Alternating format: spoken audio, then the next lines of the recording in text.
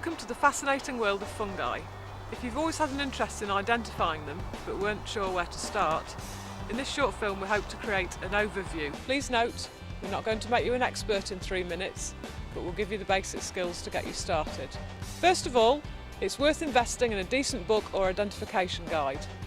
Having said that, don't rely solely on pictures for identification. There are other characteristics and features to look out for. More on that later. So, what time of year? Late summer, autumn or early winter are best, but there are some spring species worth looking out for. And what will you need? Well, the basic equipment for an identification survey are a basket or brown paper bag, not plastic, a notebook, a pencil, a hand lens, a field guide, and a camera is a good idea too. Here I have Tom Ferguson, local fungi enthusiast from St Helens. He's going to show us the things to look out for on a fungal foray. Hi, there's a great variety of fungi. They come in all shapes, sizes and colours. There's the good fungi that we can eat, the edible ones like the mushrooms. There's a number of bad fungi, the poisonous ones, not as many as you might think. Deathcap and fly agaric are examples. There's ugly fungi as well, dead man's fingers being a good example. The important thing to remember though is that not to rely on first impressions. Fungi can be very variable and we've got to be careful how we identify them. So it's a good idea to attend a fungal foray then?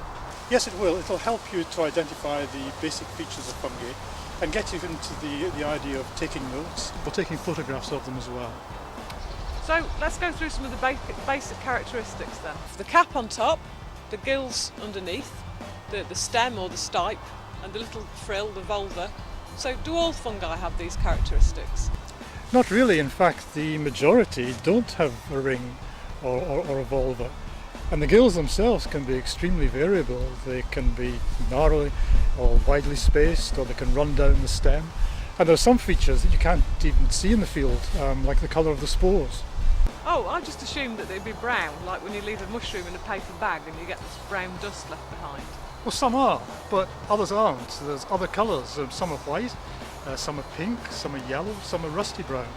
And you can prove this by taking the cap and cutting off the stem and leaving it overnight or for a few hours, and then looking at the print that the spores leave afterwards.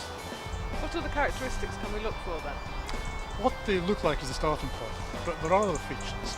Smell is a good example. The majority of fungi smell mushroomy or smell of oatmeal or mealy smell, but there are other sort of smells that are quite distinctive and are helpful.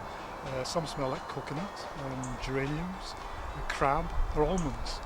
And taste also can be a helpful feature in identification, but that's not something I'd really recommend beginners to use. And also remember that the fungi can vary quite significantly during the life cycle, and they can also vary in different weather conditions. That all sounds like common sense, so is there anything else we need to know? The habitat is critical.